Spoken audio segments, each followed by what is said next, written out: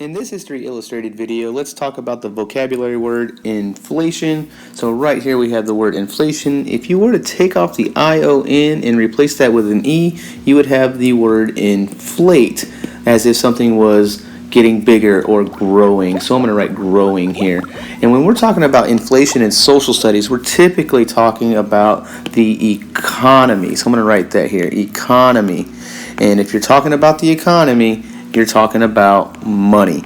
So money would be growing or going up. So that might sound like a good thing if you're talking about the money in your pocket, but we're typically talking about the value. So I'm going to write that here, the value of items. And I'm going to give you an example here. So imagine, if you will, that you could remember at some point that you went to go buy a piece of bubble gum and it cost you 1 penny. Now you might pass by a few years later and notice that the price has gone up and it's now a nickel.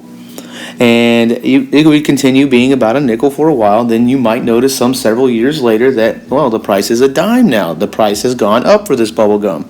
Another few years later, you might have noticed that it's a quarter.